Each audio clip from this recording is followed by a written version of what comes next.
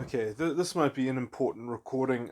I was having conversations recently with people and talking about some stuff to do with my psychological models and things like that. And I was trying to exhibit some of my, let's say, applied psychology to certain issues in culture and in people and things like that.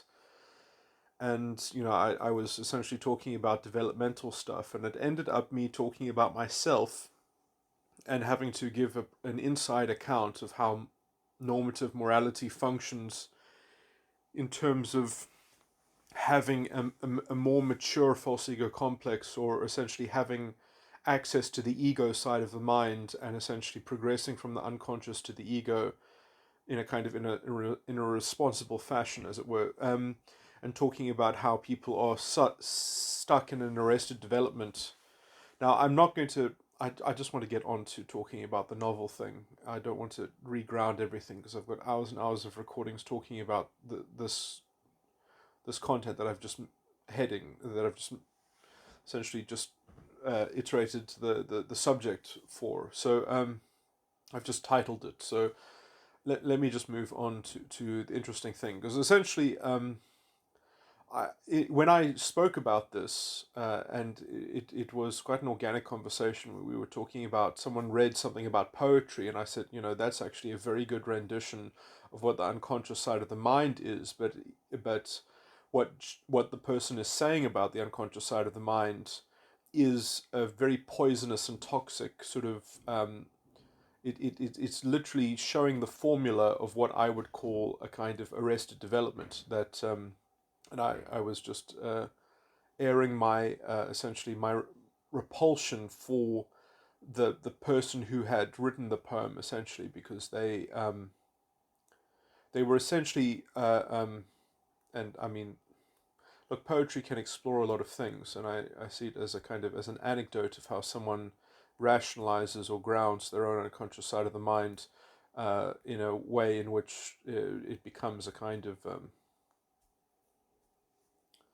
a prison or something like that. But anyway, so um, and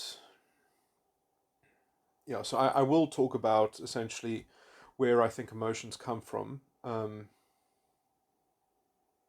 within my model, how emotions arise, and essentially, which really has to do with the how the unconscious mind. See, each side of the mind inculcates the last side of the mind. So the unconscious side of the mind has to kind of encapsulate the subconscious, and the ego has to encapsulate the unconscious. Now, essentially, the reason why I didn't like this poem is because it was someone who would never develop a mature ego, because they were, in fact, willing and had found a way to kind of create a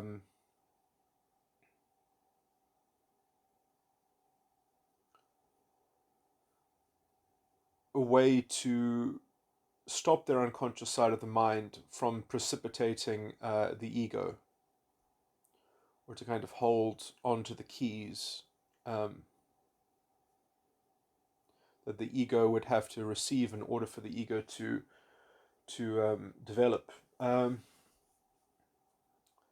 maybe I should. So, I mean, the reason why I'm this is a bit of a I'm not structuring this recording well at all, but let me just say that the reason why I'm making this recording is because it got me to the point of having a very clear and distinct perception of my own um, unconscious inferior function. And this kind of continues the theme that I was uh, exploring in my last recording, which is essentially that the unconscious needs to be understood in a special way in order to kind of cut through, I think, the whole. So I think that this will give me a lot of clues as to. I understood something that I think I never understood before about the specific relationship between the inferior function um, in terms of how to access it. And in some sense, I do think that perhaps the real key to exhausting the false ego complex might be the inferior functions, I believe. Um, this is a bit annoying because, I kind of make recordings like this all the time where I'm like, well, this is the key, this is the linchpin, this is the linchpin. But anyway, I think... Anyway, well, let me just expand on it and get all the theory out, and then I'll speculate afterwards, conjecture about a therapeutic treatment of the false ego complex. Okay, so the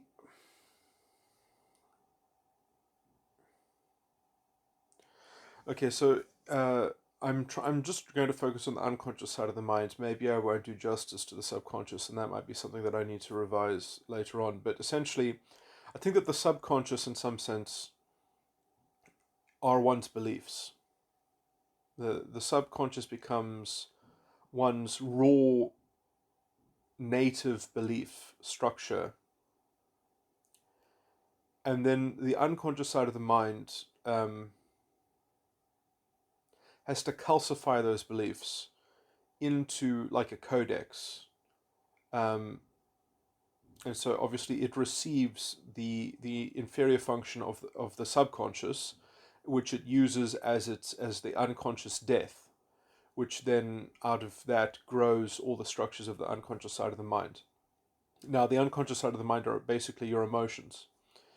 And so in some sense, your emotions are reducible to beliefs. And in some sense, your beliefs want to manifest, they want to express themselves, they want to respond to things. And I would say that how one operates from the ego side of the mind, from being totally integrated, because you need a certain level of integration in order to arrive in the ego, because you can't even access the ego without some kind of internal alignment between the unconscious and the subconscious in a way that supports the ego, because essentially the way to access the ego is to have a functioning inferior function in the unconscious side of the mind, because otherwise you don't, if it's not functioning enough, then the parent function in the unconscious won't validate the use of the ego's repurposing of the inferior function in the unconscious.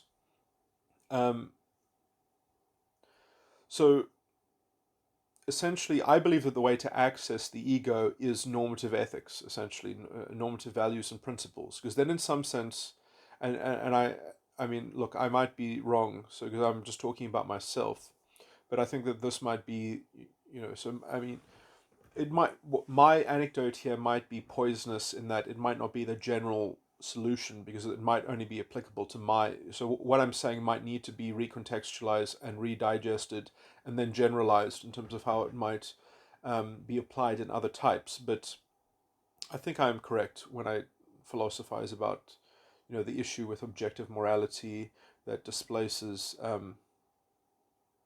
normative values and a normative ethical system. So essentially, if you make principles... Yeah, no, this is a story that I have to kind of set up.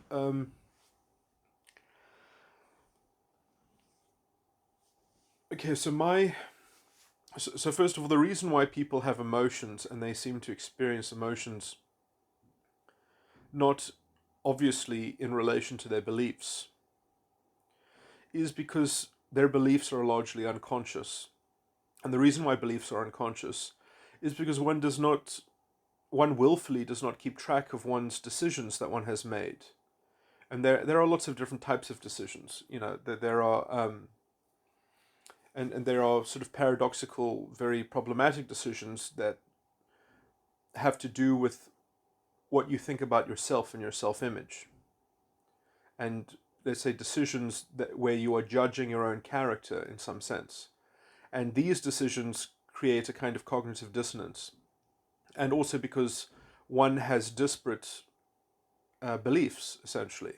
So you end up with beliefs that are are contradictory, and then so you can kind of so then what you end up is you have these themes that are in a kind of contestation with each other, and you have different pulls, and at some point your whole belief structure has to holistically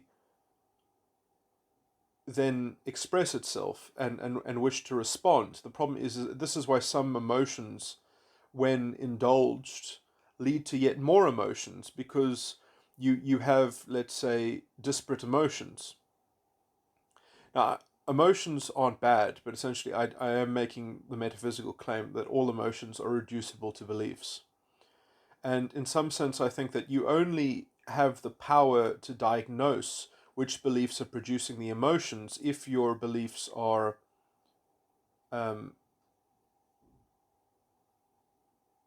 structured in a way and put into a kind of alignment or something like that. And I think how you do that is you do that with principles, with a system of principles. And then, I might be skipping ahead too far, but I could probably do a better description on essentially the kinds of contradictory beliefs and things like that. But anyway,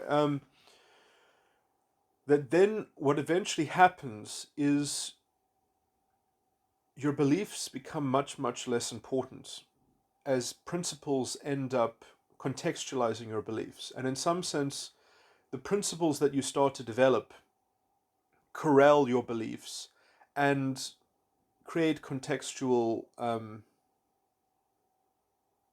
compilations that are relevant. And so, in some way, your beliefs become malleable to your principles. And then, in some sense, you don't even have to check which beliefs are generating the emotions, because your principles kind of point to the kinds of belief structures that you instrumentally invoke or whatever. And so you become like a belief strategist rather than a belief automaton. Um, and so you've created these principles and values which read the codex, um, and extrapolate permutations from the belief codex, uh, which in some way that's an experiential, perhaps even somatic thing that that occurs as an emotional experience, as an experience of one's emotions. Um, this came up in the discussion, but I don't think I have to actually say it. But let me just mention it, that not all feelings are emotions. If you feel hungry, that's not an emotion. If you feel angry and then you work out, okay, actually I'm angry because I'm hungry, that's an emotion. And then you can kind of work out, well, I obviously have some kind of association with feeling uh, some kind of deprivation, which then makes me angry, because then I believe that I must quell my hunger. And so I have to emotionally drive myself towards doing that. But in some sense, the principle, in some sense, if you understand how a belief is generating that, you can kind of discharge the emotion almost as it's happening, so that you don't feel angry. You just think, oh yes, I better eat something because I'm going to feel more. I'm going to feel less and less energetic. Um, so you can kind of embody your emotion in a way in which you're executing your own beliefs. You're executing on your beliefs, as it were. But in some sense, I think with a normative value system, you eventually can wholly depend on essentially principles to guide your thinking. Um,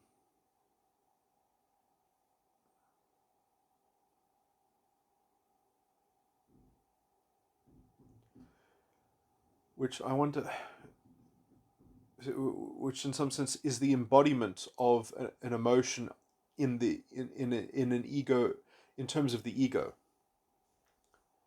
and that requires a certain kind of alignment between your emotions and your belief, in that you have integrated them. Anyway, so I wish I actually had this poem to reread, because that would actually give me a way to criticize it, and to talk about how uh, it's a form of that it's a form of arrested development. But essentially, the reason why I found the poem so bad was because, and we did discuss it, and it was quite interesting. Like, one of the phrases in the poem was, and I think the poem was called Emotions or something like that. But then it said, with its human bodies as organelles. Or now, I'm fine with poetic license. I'm fine for the simile, or even the metaphor, of saying that human bodies are the organelles of these unconscious emotional forces, but I would expect that imagery to be juxtaposed and contrasted against other insights about it. That yes, you can imagine that other people are bringing your emotions to you, or something like that. That human bodies, and it actually, later in the poem, it just keeps on talking about bodies and bodies and bodies, and it kind of crystallizes the unconscious, in that essentially you're in this mystical, enchanted forest, and your emotions are part of, or like intrinsically part of reality, or something like that. Um, they're part of your external experience, and things like that. And there's no internal locus of control to do with the emotions. It's somehow that bodies, and I would even, I mean, link this to, I think it was almost ideological propaganda for identity politics, to be quite honest. But essentially, or at least the spiritual almost insight that is an identity politics, which is a kind of juvenile immaturity and arrested development, that you can project your emotions onto other people, that you can project your emotions. Now, you can project your emotions onto other people and onto your environment, and then you don't take responsibility for them, and you don't try to regulate them with principles, but instead you kind of crystallize that in a narrative and say that this is how reality works, and people are, but um, which is why I would be fine for people saying, the human bodies are its organelles, and then it goes on to juxtapose that, or to elaborate and give some other insights. But it doesn't do that. This is the anecdote, this is the self reported emotional experience of someone who is, I would think that they are essentially a fascist, or they're some kind of cultural totalitarian, or there's some. I mean, these are people who would never question their own emotions, who would never ground them in themselves, because they have been delivered to them by by these external bodies, essentially. And so it's like, they cannot disassociate themselves from the drama that they are embroiled in, and that they are external. They're projecting on an external locus of control, and they're not taking responsibility for it. And so they'll never form normative values and principles and ethics. They'll never saddle themselves with having to understand their own internal constitution and composition, because it's part of some never-ending, contiguous, sort of external stream and they're just one of the bodies that is part of this kind of. It's a very, I mean, sadly, I would be able to go through this much more particularly, because I mean, in some sense, you might say that I'm projecting this kind of perspective onto it, but I think that it was. Um, uh, the example of someone who essentially will never grow up. Um, anyway, okay. Anyway, so when I was talking about essentially having these principles and things like that, it got me thinking that my principles are actually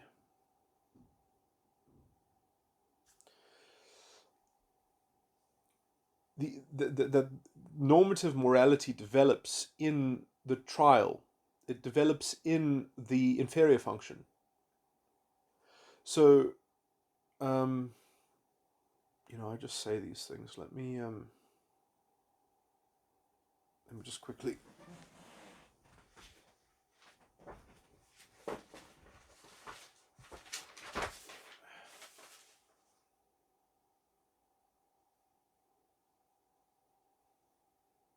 So for me, my unconscious inferior function is SI15. Yeah. That's interesting. Okay.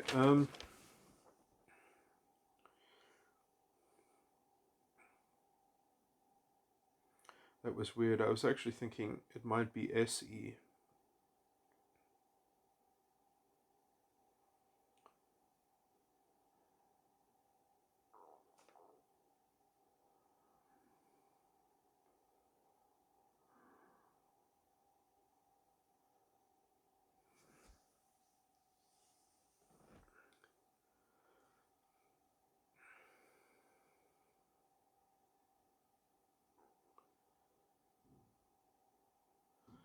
There is.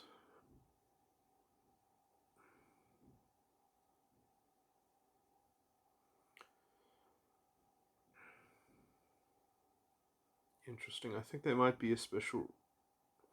Yeah, I mean, I might have to extend this that it's not just the inferior function, it also involves the sin. Yeah.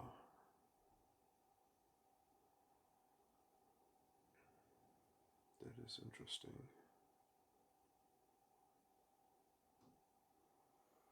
Actually, there might be something to that. There's a special relationship between the inferior function and perhaps a sin in other sides of the mind. That the sin in the other sides of the mind, in a prior, earlier side of the mind,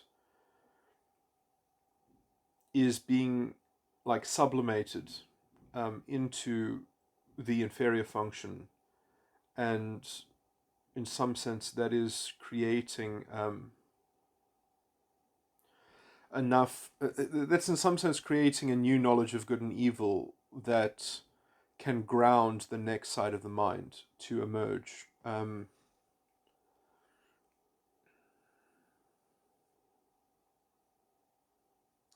it might be something like the knowledge of good is imported from an earlier side of the mind, and essentially the knowledge of evil is just kind of is expanded in order to account for the current failure of the current side of the mind.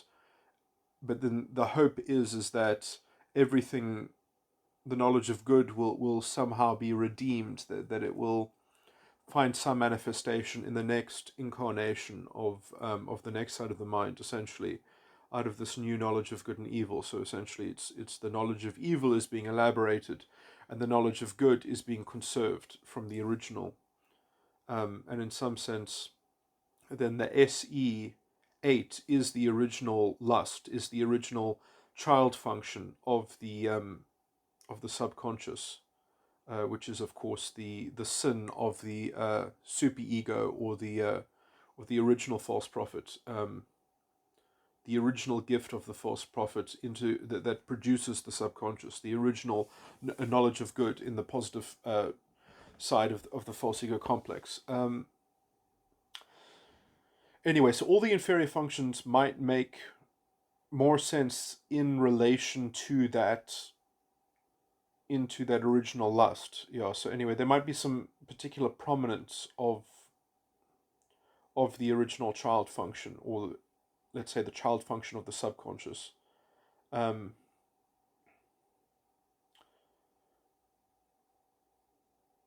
and all the other subsequent inferior functions. That would also support my understanding of, or I mean, this would give some credence and some stability to MBTI, which is an approximate system, but then essentially, um, that certain metatypes then would have stable and relatively consistent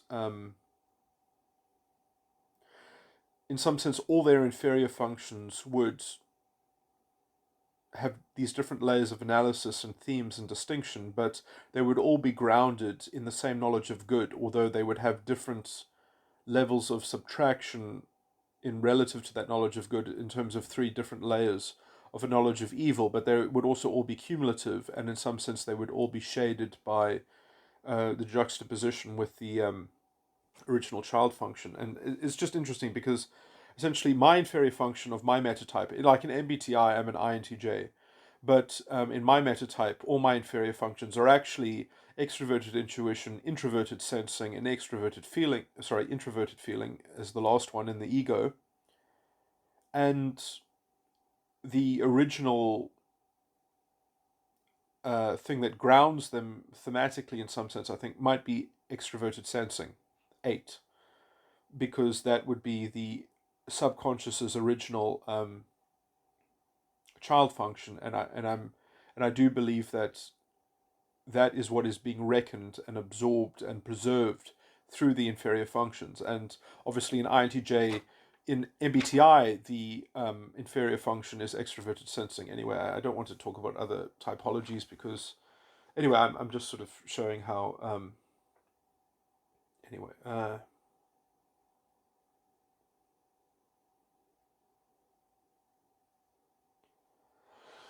anyway, so that's an interesting correlation. But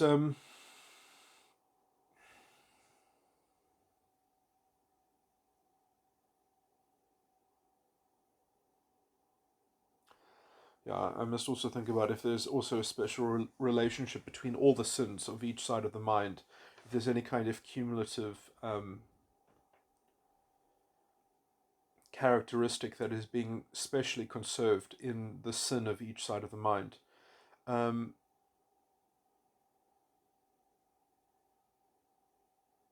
or if the reflection of that of any conservation that is possible is only present within the inferior function.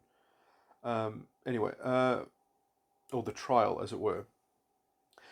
I had before making this recording and before making now, because I've just kind of made this discovery in real time, or this correspondence or whatever, which is perhaps not that important, but it just gives more general context and understanding, perhaps, that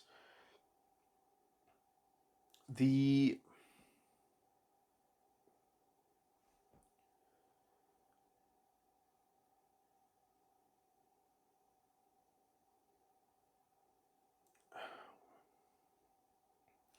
that I think that the trial,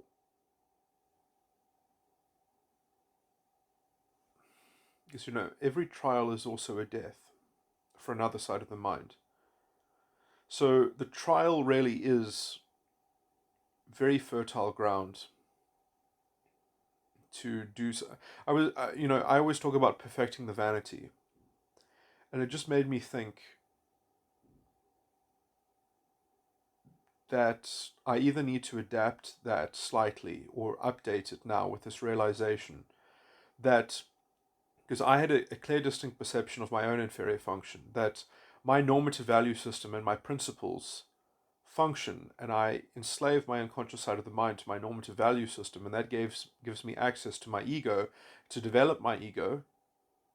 So that's great, that's fine. And in some sense, the ego, to a large extent, is not, I argue, is not even part of the false ego complex, because it is literally the only access to free, in Scientology they would call it free theta, the real latitude of your agency. If you can get into your ego, you actually have unadulterated use of those functions, because essentially they, at least anything after the child function, from the dominant function in the ego, is actually unrestrained, but it is in a kind of limbo in that you don't want the inferior function in the ego um, I mean, I have to talk about this fairly loosely, because you can freely do whatever you want with the ego, but there might be some bit of propensity that, if you want to kind of model your ego or try to use your ego in the same way that the architecture of the other sides of the mind are structured, I mean, in some sense, I think you can do whatever you want with it.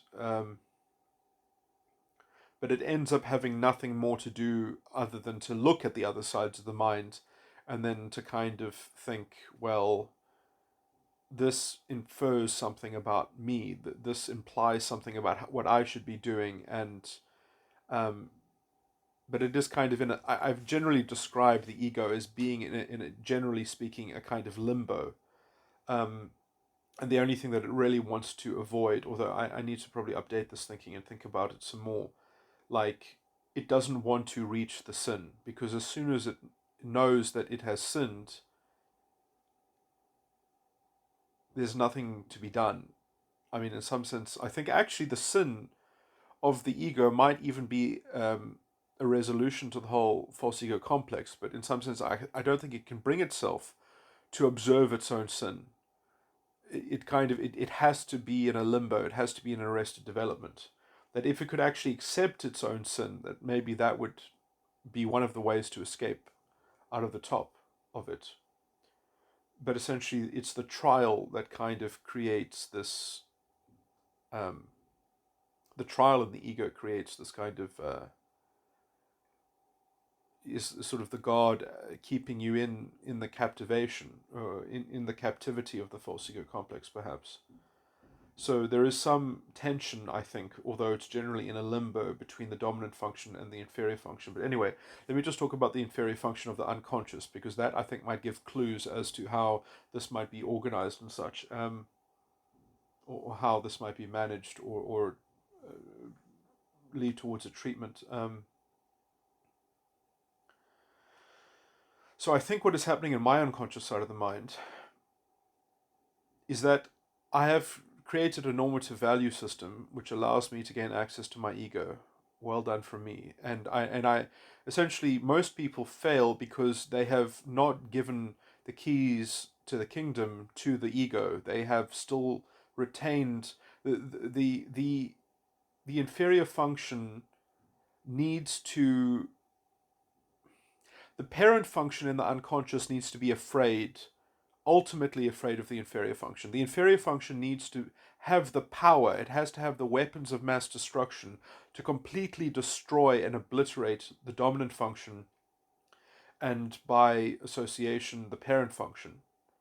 For the parent function to say, yes, get away from me, go make a new side of the mind, go be repurposed because I can't deal with you, you're too dangerous. You invoke too much anxiety. So in some sense, I feel like my inferior function, and perhaps this is a general claim as well, everyone's inferior functions have an overreach built within them. Because at some point, you kind of get stuck in each side of the mind. At some point, you get bored. Like, I think this happens. There's usually there's a level in development, maybe around 7 years old or something like that. Or maybe, no, actually, it's younger than that. I think it's usually about 4, 5 years old, where you kind of get, I've described it before as a kind of naive narcissism. But it's like a perfect narcissism, where you see this very much in South Park, when the kindergarteners, so it's like, the middle schoolers are dangerous, but the kindergarteners are like beyond dangerous. They're like sociopaths, like they can do anything, and they swear, and they don't have any inhibition, but they're also incredibly logical. Um, but it's kind of naive as well, and it's like, I can't remember which episodes I could point to that have that depicted, but essentially like when the kindergarteners are watching PewDiePie in the South Park episode, you see like how they are so self-assured, how they're logically on top of everything, like they see everything clearly, and there's no internal conflict, and there's no sort of idea that they're a part of a fallen structure. Um,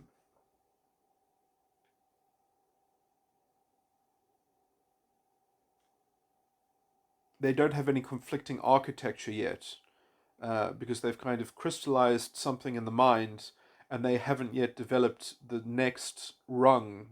They've just entered into the next side of the mind, and they're still in the old side of the mind, but they haven't developed the new structure, and it's a kind of what's that Greek word? Man, it's something like equidisposed or equanimity. It's not equanimity, but it's got disposition in it. Anyway, man, I keep on forgetting that word. But anyway, the point is, why was I talking about that?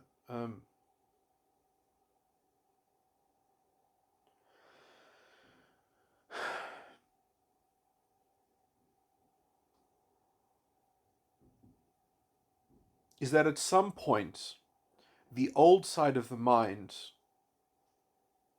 doesn't want to revisit itself because it's just painful, and it just serves as a support structure for the next side of the mind.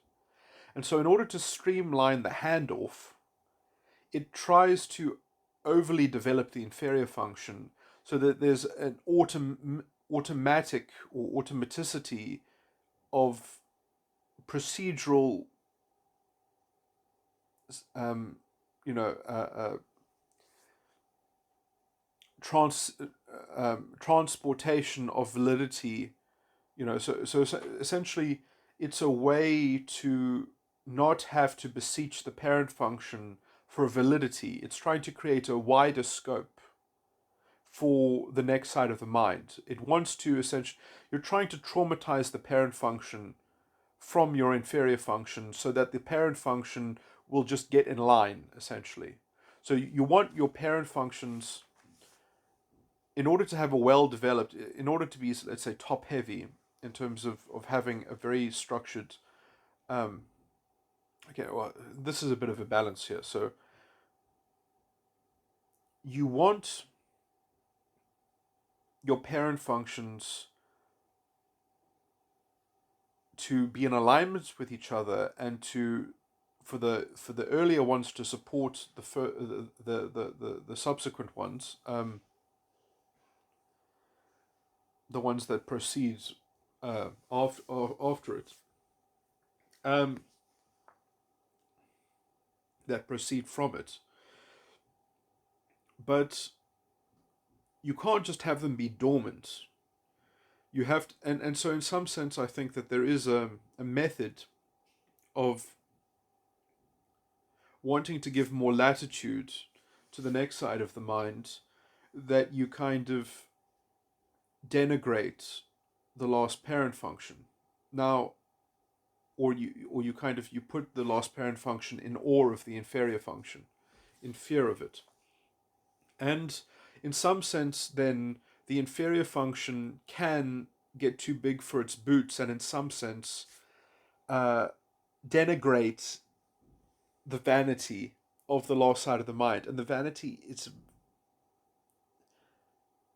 you cannot mess with the vanity. The vanity needs to be respected. It cannot be thrown out wholesale.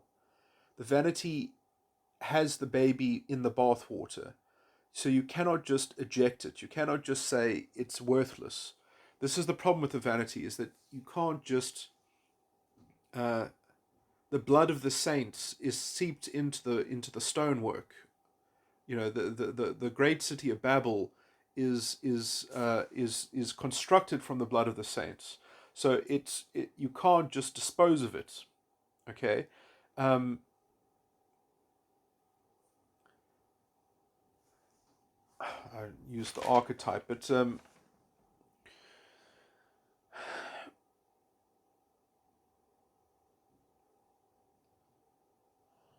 in some sense you could say that the inferior function,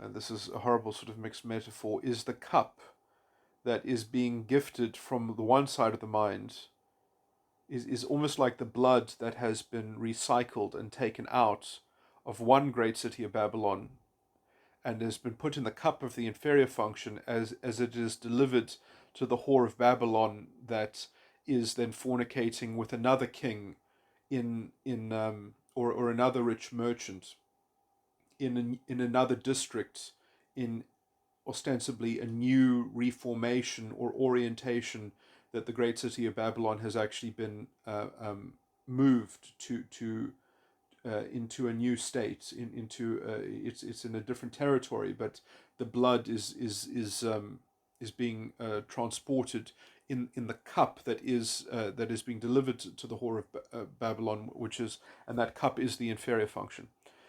And in some sense, you just want a bigger cup so that you can just move the legitimacy onto the next side of the mind. And in some sense, the parent function is the cup bearer, although that isn't in the book of Revelations. But anyway, there is no sort of cup bearer. But okay, so what's my point of saying this? Is that so you can understand that then you can almost see by use of that metaphor that if you can just stop the cup, if you can stop the cup that transports the blood, then this whole system potentially breaks down. I mean, you still have to kind of extricate the blood that sits there, but essentially the blood no longer, the blood of the saints is no longer being consumed by the whore. So that's a way to at least freeze the functioning of the false ego complex, I would say. But also, man, and this might be so here's another way of solving this, perhaps, is that the cup, what you try to do is you try to make it a holy cup. I wasn't looking for this metaphor, but essentially, perhaps you try to create a holy grail in which you are rescuing the blood of the saints. And what you do is so it's going to be a smaller cup, because essentially the current cup is designed to be as big as possible to transport as much blood as possible. But it's not about the quantity, it's about essentially being able to rescue it from the system of depravity or whatever. And so instead what you do is you reform the cup so that when blood is placed into the cup, it's saved from the system, it's extricated from the system. And so you have rehabilitated the inferior function. And in some sense, that means making it smaller, for one, because essentially the cup was designed for quantity, and now if you design it instead for quality and you quality control it, then it actually gets saved. It becomes something that saves you bit by bit by removing the blood from the system, from the false ego complex. And so I think the inferior function might hold the key, and also then because when I was thinking about then my normative value system, I was thinking I do denigrate myself too much within my normative value system. My normative value system is something that I slink into. It's something that I rely on because I have made myself rely on it because there's no other possibility in some sense. So I've kind of defanged myself, and I'm trying to connect this concept to, how when Jordan Peterson talks about how that you have to regard yourself as a dangerous person, otherwise you don't, it doesn't mean anything when you're not dangerous in some sense, because it's not a deliberate choice, as it were, or it's not a reflection of your character, because you've just kind of redefined yourself in order to kind of constrain yourself in a preemptive fashion, in that you've conditioned yourself. And conditioning really is a very big theme to do with the inferior function, because it essentially it becomes the basis, it becomes the constitution of the next side of the mind. Is the inferior function gets costed into your environment, it gets projected into a self-limitation. And so in some sense, I think that I want to reform the inferior function to perform as an inferior function, but no longer to perform as a death. That it cannot be repurposed as a death, but it can be performed as something that can hold the blood and be balanced against the vanity. So when I talk about perfecting the vanity, I think I do need to upgrade that process of, because I often spoke about perfecting the vanity in terms of letting the inferior function do damage to the vanity so that the vanity can be rebuilt and anticipate the cost that is the burden that the inferior function represents to the vanity. Um, or sorry, I'm mixing up my terminology, but essentially in this case, I should say that the trial burdens the inferior function is the trial.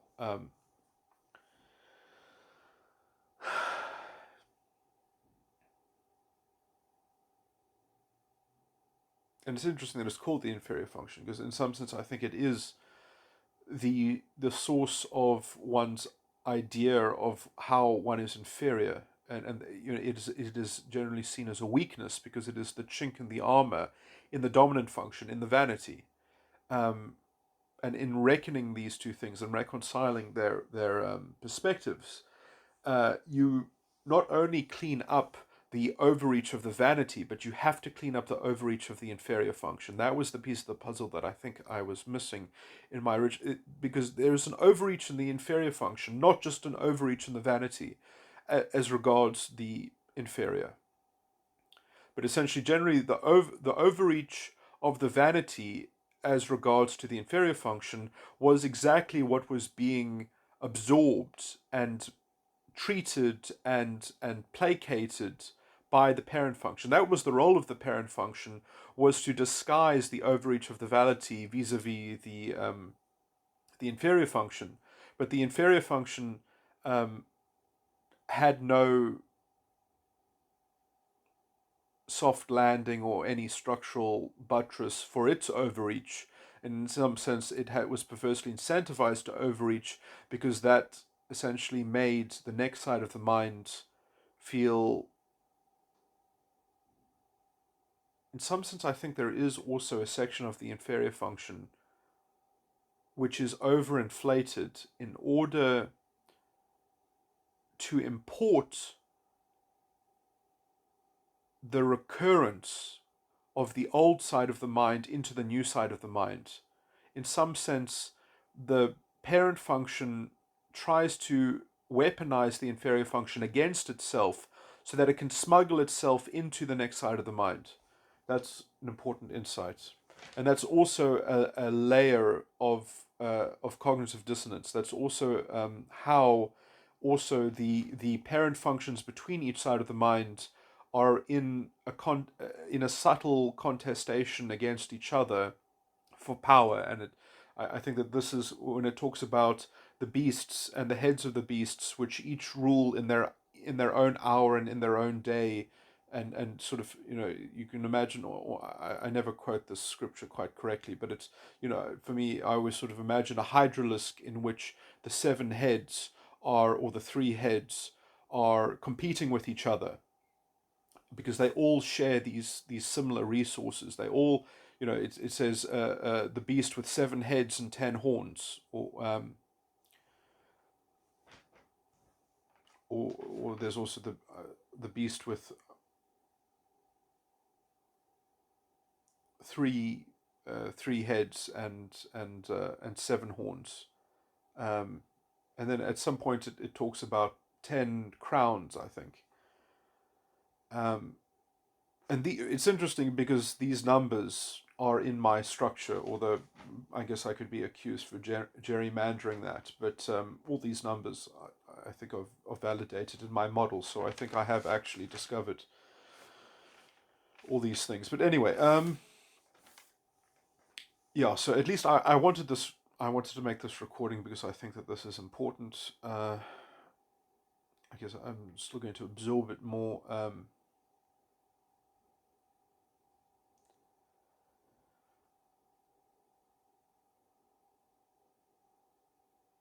Okay, yeah, I guess that's about it.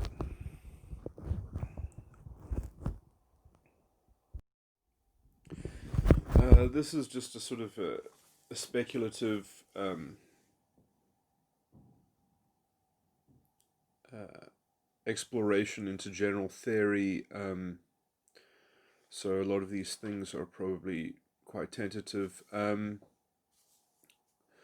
So I think it is quite solid to say that there.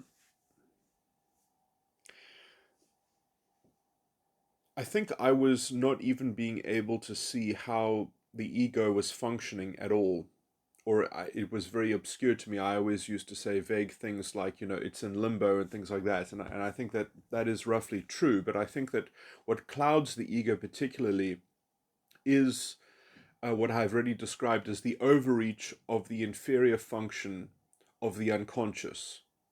That essentially the overreach of the inferior function of the unconscious, because that inferior function gets repurposed as the death in the ego, essentially sneaks in the unconscious and injects it into the ego, and then essentially the ego is saddled with almost a reverse flow, which is a phrase often used in Scientology, but a reversed flow of the unconscious. And so, in some sense, an entire model of the unconscious is pursued by the ego if because it's sort of been let in by the back door, but it has to go in a reverse direction in some sense.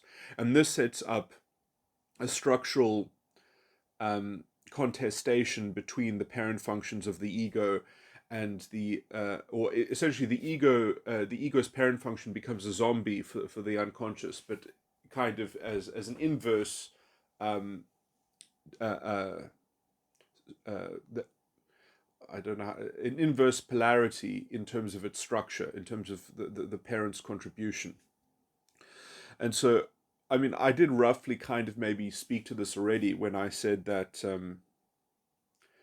Well, I mean, I didn't give the particular mechanism like I've just given it now, but that the ego is somewhat emulating the unconscious side of the mind, and that is roughly what I would call some kind of developmental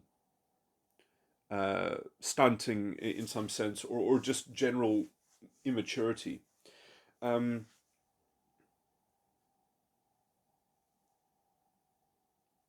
and what I keep on talking about as being, let's say, general maturity in some sense, I think could yet still be part of the path of progression. And so, I would always just say and emphasize, oh, the reason why so many people are stunted is because they haven't developed a normative morality and blah, blah, blah. And I think that's still relatively true, but I think that the path beyond that, the normative morality, is essentially because the normative morality doesn't necessarily concern itself with the overreach of the unconscious inferior function. And in some sense, that's a kind of, I mean, well, at least in my experience of my false ego complex, that perhaps involves being unkind to oneself, um,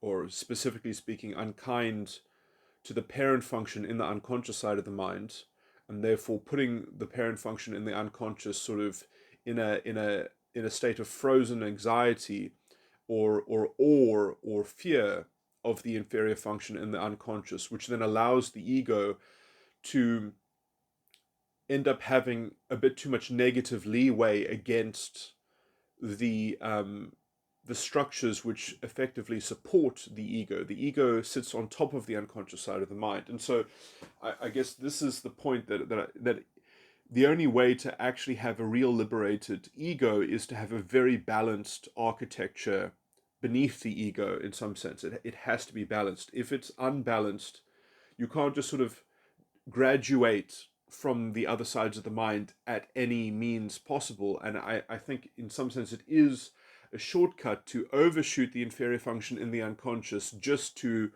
get into the ego, but then the ego has been accessed on a level at which the imbalance is adopted or inherited, as it were, as a holdover, and the parent function becomes attuned to that imbalance, and it kind of poisons the limbo which would otherwise exist. Or maybe the idea is that the limbo can be lifted from the ego. Um, but anyway, I think that happened to me internally. I mean, perhaps it's also because I'm socializing a lot more. Um, than before. And for the first time, I very clearly saw the sin of my ego. It came into focus. And it just made me think about how it was always latently there, but perhaps obscured by essentially the anxiety around the ego's inferior function, um, which I would blame that on, again, the parent function in the ego having this inculcated holdover from the unconscious, the hangover, so sort of the parent function's ego, the ego's parent function sort of inherits the hangover from the strong drink of the unconscious's inferior function, which is the foundation, the costed and limit of the ego. So it's interesting because, in some sense, I think that the only way in which the only freedom that can be gained with the ego is not even in the death and the lust of the ego. It's only in the vanity, the enticed lust, the trial, and the sin. Those are the only escape that you really have. I do think that in some sense, it's arguable that the four things that I just stated, the vanity, the enticed lust, the trial, and the sin of the ego, in some technical way, do not are not directly inside of the architecture of the false ego complex. They fall outside of it. But if the false ego complex is not balanced, then there's a kind of because in some I know what I'm saying maybe sounds slightly oxymoronical, but I think essentially what I'm saying is that it's up to those things that are not inside the false ego complex to organize themselves into such a way that they can observe the false ego architecture and then regard themselves as being distinct and free and clear of that architecture. Um, and to the extent that they are not free and clear, it's because there is an internal incoherence between them.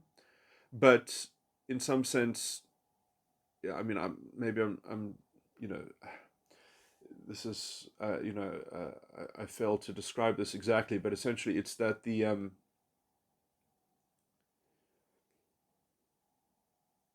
it can't, it doesn't have to mirror the pathology of the architecture, but and when it works out that it doesn't have to mirror it, then it actually changes the structure of the architecture that came before it. So it actively balances the architecture that came before it because it is the only a source of a real internal locus of control.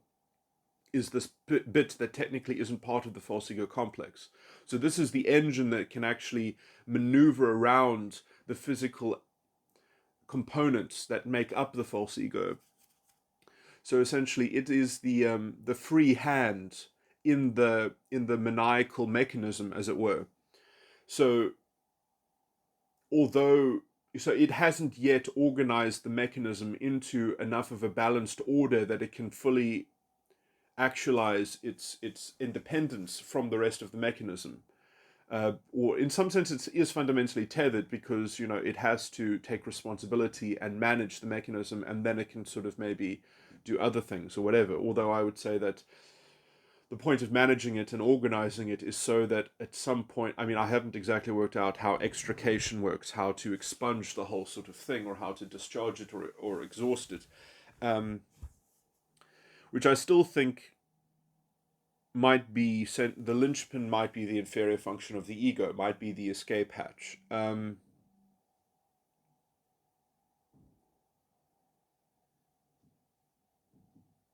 That essentially a special kind of perfecting the vanity, which I've kind of already explored. Those sorts of things where combining the inferior with the combining the trial, which is I also call the inferior, with the hero function, or which I also call the vanity, or the dominant function. Uh,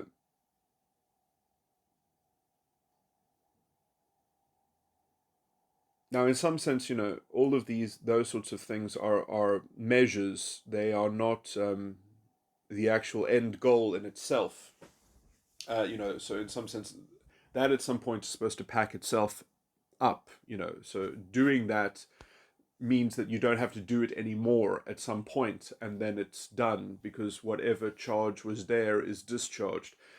These are important general points that I thought to make, that I must say, is that metatype architecture is not the content of the cognition, it is the style of the cognition. And metagram modeling is not the content of the cognition, it is the form of the cognition. And form and style, maybe those are just synonyms anyway, but that is why all of these models are important. And I still exactly don't know how to theoretically narrate where metagram fits into a metatype architecture. Actually, that's kind of wrong, because I mean, I do have a perfect overlay for it, but I don't know how to describe what the exact connection is. But I mean, it is vaguely something like this. Because you see, like if you take someone's metatype architecture and you write it all out, and then you take metagram, metagram is defined specifically. All the components of metagram are emotional tones, and all emotional tones will correlate to cognitive functions that will be in the metatype architecture. So there'll be an intrinsic link between two items within metatype, and so so the emotional tone will be essentially that those two elements from metatype are holding the charge, are by communicating with each other, or by having a relationship, a particular relation to each other, it will, that's where the content goes, in the connection between those two things. So that'll be like an identity or a symbol or an image or something like that. And I mean, it's called the false ego complex because these contents are fundamentally fictitious. They fundamentally don't have a stable, they're not real, as it were, but they are taken to be real. And that's why you're in the false ego complex. And that can be much better contextualized by understanding exactly the superego and the root of, and the beginning of this whole thing, that essentially the whole thing is based on a fiction which then grows. That story, that narrative unfolds into an elaborate sort of game which you're playing with yourself and that you become captive to and trapped within. And that you've developed all your knowledge in relation to, so you're plugged in as well. Being plugged into the matrix is a pretty good analogy for this. Now what am I saying is that so now it's a little bit more interesting than that, because there are two types of metagram emotional tones. You get what I generally call destructive tones and sort of I don't know what to call the other one, constructive tones, I guess.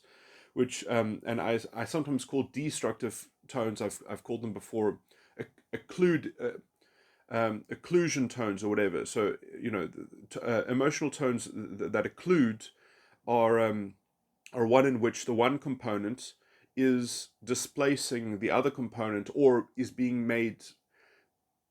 blinding the other component relative to it. So it's saying, don't look at me. So essentially the one emotional tone gets to act as a kind of as a special cog that gets all the grease, and it gets to particularly steal the grease from one of the other cogs. So it has the role to be an agitator, to be a kind of a prominent player, because it gets to specifically ignore one of the other components. Because you see, otherwise, computationally, metatype and people's consciousness would reach almost I can't think of the technical words to describe this, but essentially it would work itself out to a point of a fatal exception. Like when you're trying to compile computer code or something like that, that like it just tells you that no, it doesn't work. The thing has blown up. This kind of emotional tone thing is why that doesn't happen. Is why the metatype circuitry is able to maintain itself as it kind of doom spirals into more and more, let's say, cognitive dissonance. So it kind of occluding emotional tones facilitate that, as it were. Perhaps more obviously so than the other type. The other type is probably also capable. I mean, there are some. I believe I would have to check it out, but I believe that there are some circuits, some metagram circuits that don't have any occluding tones. Perhaps that might actually be wrong, but anyway. But the other type might. You see, I don't exactly know what I'm talking about in terms of the metagram emotional tone. That will have to that full understanding and description will have to sort of be seen contextually. But in terms of the definitional elements of the emotional tones, it's very clear what the mechanical sort of implication is, but then how that's actually fully sort of rendered, I need sort of broader and more precision to kind of reach that conclusion. Sadly, that has to sort of come at the end, but there's enough structure that you can probably know at least what the particular variance of interpretation might be. So the point here is that okay, the other type. You see, the other type, I guess, is harder to understand because, like I've just said, for the occluding type, either it is that the one function or the one cognitive element operates while blinding the other element. It operates in the absence of the awareness of the other element, or sort of in a way in which the other element is essentially disregarded or ignored in some sense, or let's say is the feedback of the other element is so it's like the one, and that can be interpreted another way, that the operation of the one cognitive function gets to inject whatever it is doing and impose it directly on the other one. So I don't know what the absence of the other one means. If it means a kind of automatic supposition, superimposition of the one on top of the other, and the other one is just forced to receive it. So it's like the one is a sender and the other one is a receiver, or if it's just a kind of a one-way filter of knowledge, that the one can't know what the other hand is doing, or something like that, which, I mean, in some sense I don't even see why that would be that relevant, or that would manifest that obviously, except to understand that the one is allowed to agitate and aggress against the other somewhat freely, and then that will obviously have a sort of a cascading influence and nuance on the metatype architecture. So that's also the value of understanding metagram and then overlaying it onto the metatype architecture. And then let me say that the other thing as well is that okay, and then the other type of tone is that you have two tones which are positive, but the one takes the lead. So like the one is accentuated and the other one, so both are active and the one is accentuated above the other, or the one becomes the lead and the other one becomes the follower. And there is definitely a distinction between them, but on some level they might almost be exactly the same. But yeah, as I say, that exact interpretation, understanding, I'm not, I mean, yeah, because I only have a technical description of it, and so I don't exactly know exactly, and but anyway, then the other complicated thing with metagram is that there are 6 metagram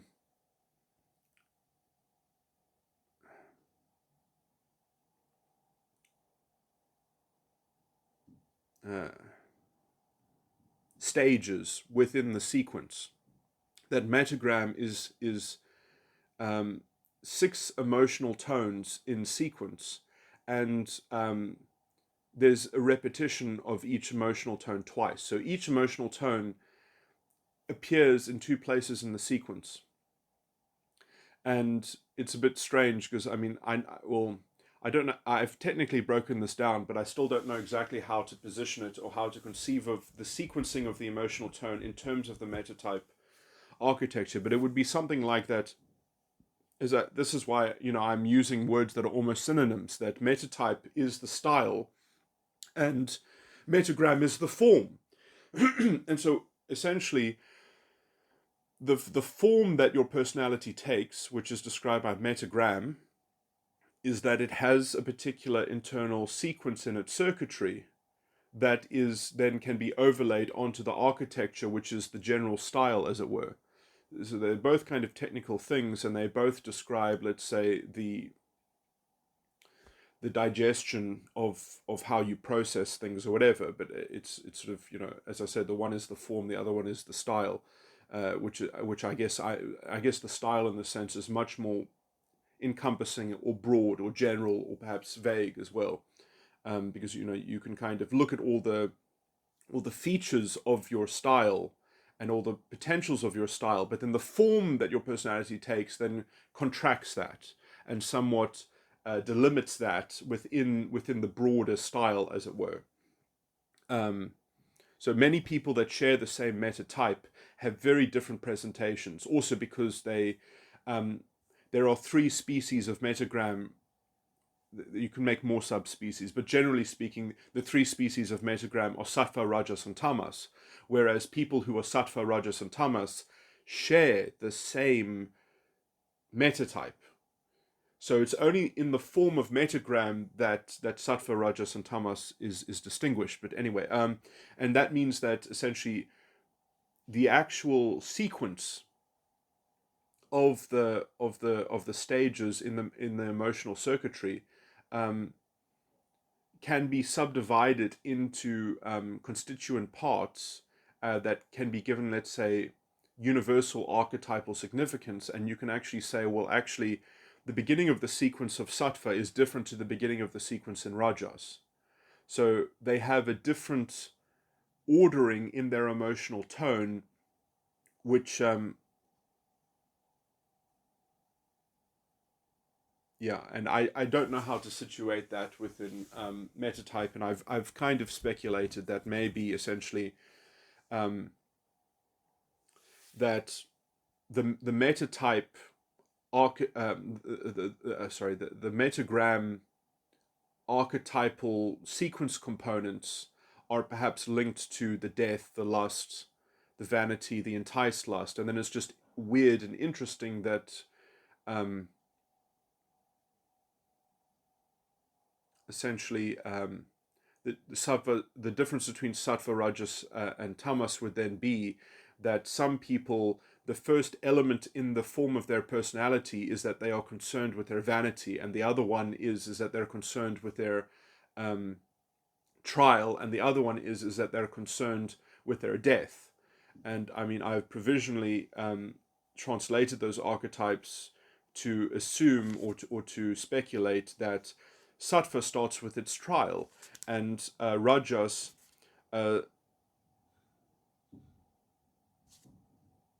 starts with its vanity, and tamas starts with its death. No, actually, no. Rajas starts with its death, and tamas starts with its vanity. So I'm doing this from memory, but what I've just said is what I've currently speculated it as. Anyway, and then what's weirder than that is that someone's emotional tone that is connected to supposedly their death or something like that might include the constituents of those emotional tones don't necessarily just come from the death slot within the metatype architecture. They, in terms of sattva, there seems to be at least, actually I haven't looked at enough different types, but for example in my type, all my emotional tone circuitry comes from constituent parts which are part of the vanity, the child function or the lust, the parent function or the enticed lust. They only come from those 3 things. Wait, let me just double check that.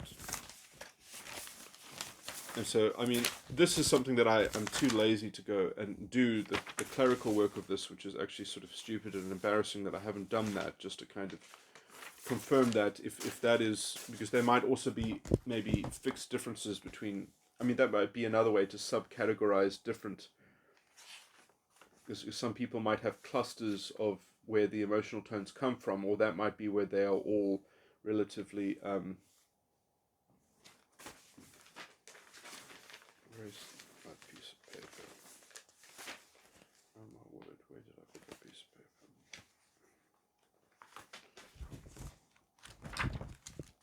paper? Oh, yeah, it all comes from what I said, that my emotional tone circuitry are all made out of constituent parts, which only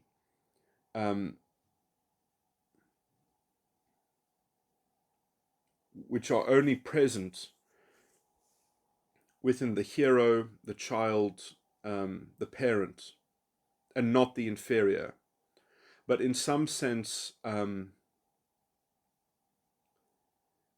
the sin is the same as the sin has the same components as the child, or the sin has the same components as the lust. To not mix and match, to not mix up the jargon. The child and the lust are the same thing.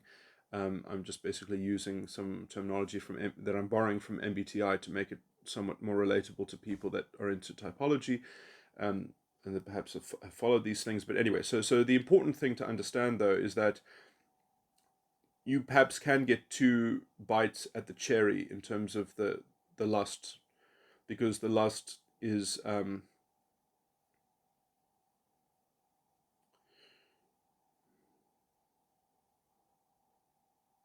so essentially there are two.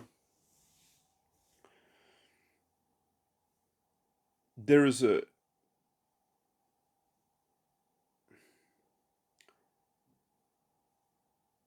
a way to extract two uses of the lust function.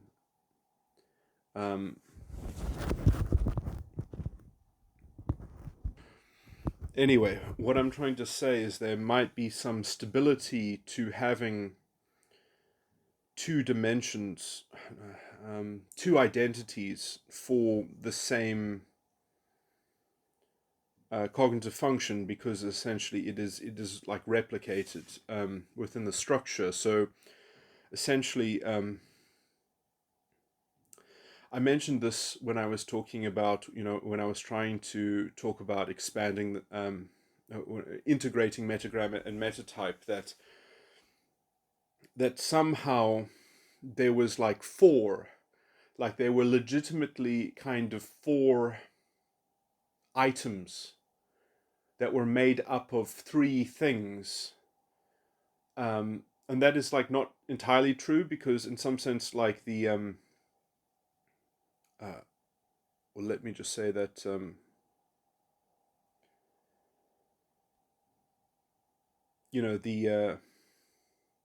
the lust being the same as the sin means like emotional tones are made up of two things, not one thing. Um, and so just because the lust is replicated doesn't mean that the whole emotional tone is replicated, but one of the identities within the emotional tone, let's say, does have a stable, let's say, two things to pull from, two different states in some sense. Whereas maybe the other ones are more precarious, because when the emotional tone is used again within the sequence, it like actually has to come up with the disposition, and then as it moves through the sequence, then it has to kind of go to another isotope.